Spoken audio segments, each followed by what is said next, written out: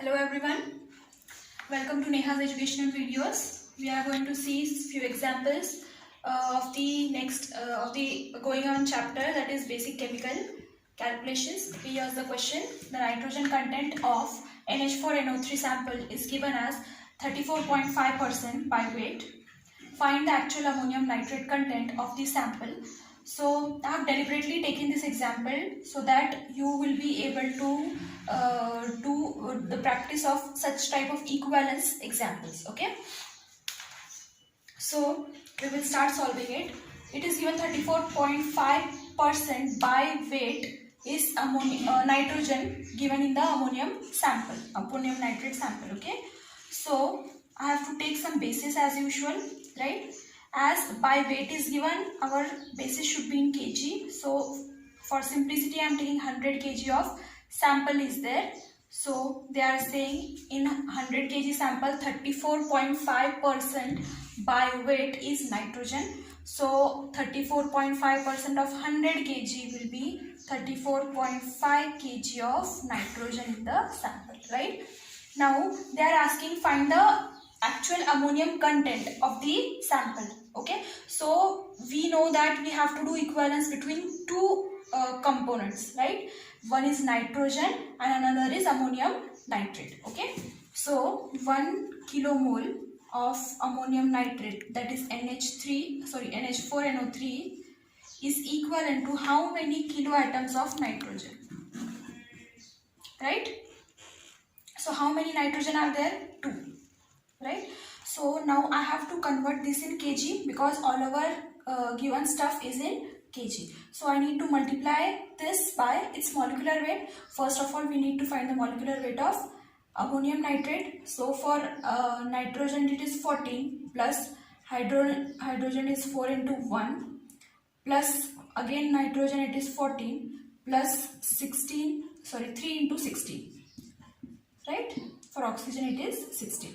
So after calculating I am getting this is equal to 80, right? So I have to multiply the molecular weight by the molecular weight 80. So 1 into 80 kg ammonium nitrate is equivalent to 2 into, for nitrogen atomic weight is 14, right? So 14 kg of nitrogen. So I can say 80 kg of ammonium nitrate is equivalent to 28 kg of nitrogen. But what is given to us? We have 34.5 kg nitrogen. So I will write down here. So if I have 34.5 kg of nitrogen, so what is the amount of ammonium nitrate?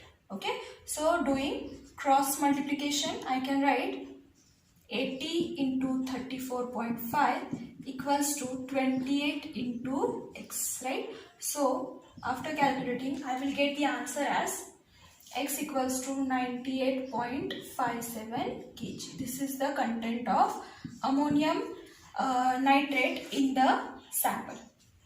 Our next question is the spent acid from fertilizer plant. Spent acid means used acid, okay, has following composition by weight. H2SO4 equals to 20%, NH4HSO4 that is ammonium hydrogen sulfate that is equal to 45%, H2O that is water equals to 30%, and organic compounds equals to 5%, right?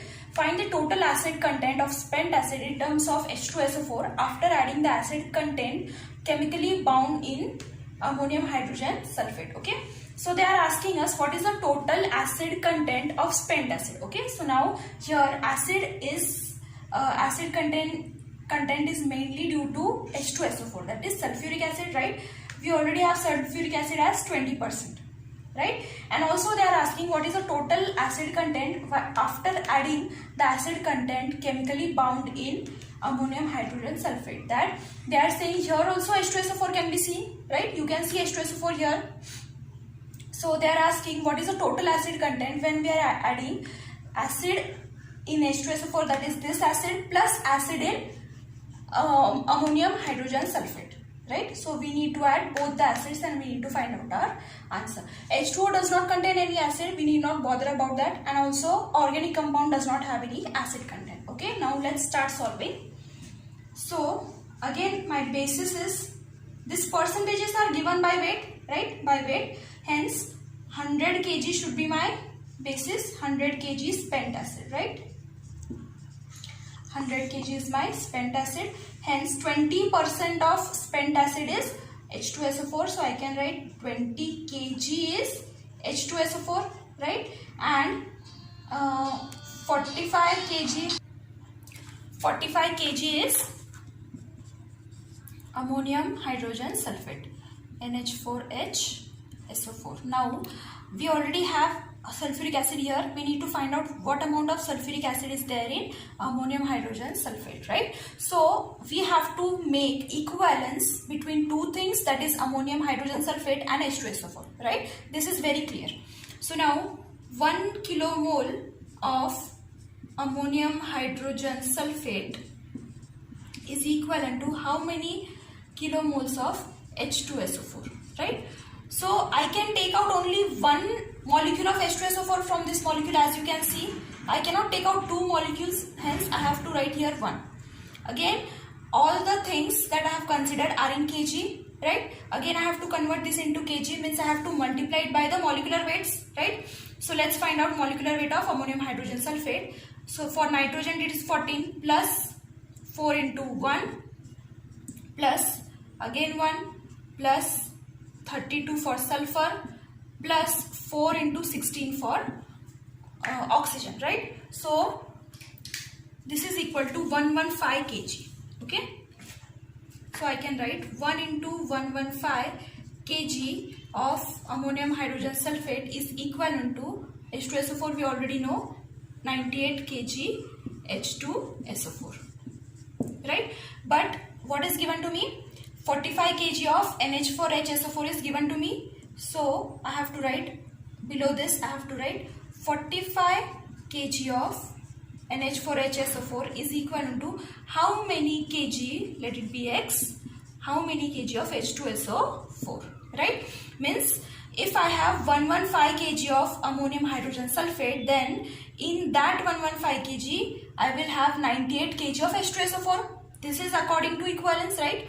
So now if I am having 45 kg of ammonium hydrogen sulfate, then what is the amount of H2SO4 I am having in that, right? So I can do cross multiplication and X can be equal to 98 into 45 upon 115, right? And this is equal to 38.35 kg, 38.35 kg, right? So they are asking what is the total acid content, right? So I have to write here total acid content equals to, initially H2SO4 is 20 kg, 20 plus in ammonium hydrogen sulfate, what is the answer? 38.35, right? So my answer is 58.35 kg. This is my final answer. Okay, so now let us see few more concepts. Those are very important in this chapter. Okay, so first one is ideal gas law. Everyone knows the ideal gas law. It is PV equals to nRT, where P is the pressure, V is the volume, N is the number of moles, R is the universal gas constant, and T is the temperature. Okay, so this has already a constant value, R, that is gas constant, right? So R equals to 8.314.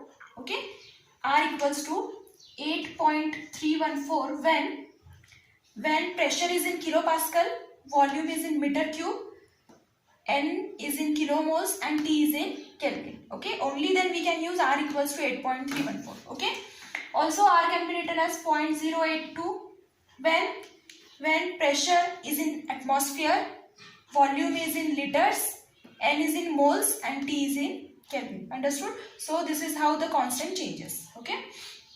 Now let us see the Boyle's law. Okay, Boyle's law can be applied only and only when the temperature of the system is constant. Okay, if the temperature of the system is constant, according to Boyle's law, you can say that P into V equals to always constant, right? So you can also use P1 V1 equals to P2 V2 equals to P3 V3, something like that, in a system where temperature is constant. Okay, this can be said according to Boyle's law. Now Charles' law. What is Charles' law? This can be applied only when the pressure is constant, right? If the pressure is constant, you can say that V upon T is always constant for a given system. Also, you can say V1 upon T1 equals to V2 upon T2, right? Now, next is NTP, that is normal temperature pressure condition. This is only observed at 273.15 Kelvin and 101.325 kilopascal.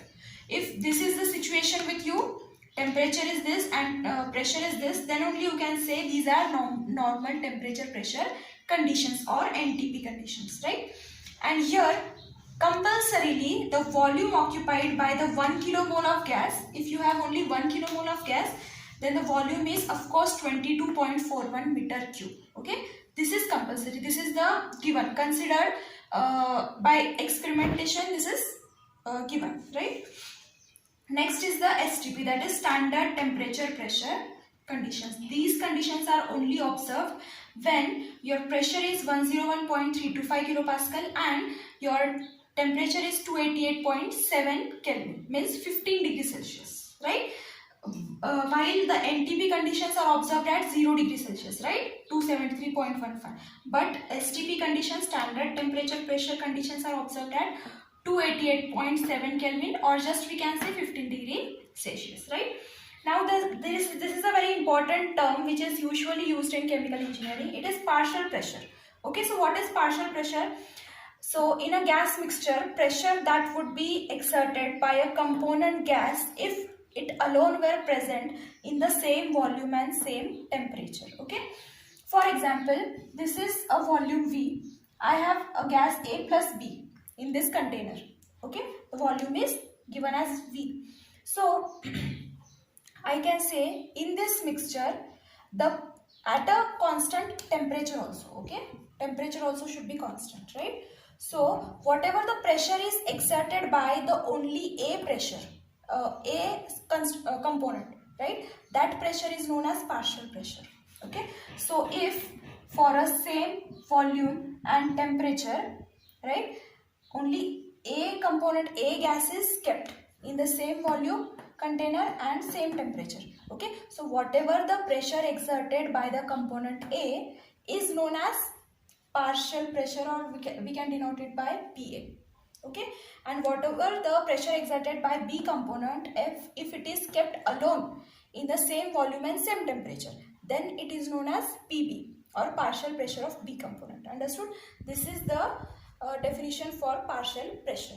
Okay, now let's see, based on the partial pressure, we can also, there is also a Dalton's law which says if you have a gaseous mixture where there are numerous components are there, for example A, B, C, D, whatever, so the total pressure can be equal to, is always equal to the partial pressures of the components. Okay, so if I have 3 components, then I can say the total pressure equals to the sum of partial pressure of A, B and C, right? Similarly, I have Amagat's law. Amagat's law states that the total volume in a gaseous mixture, the total volume is equal to the partial volume of the constituent elements or the components in the mixture.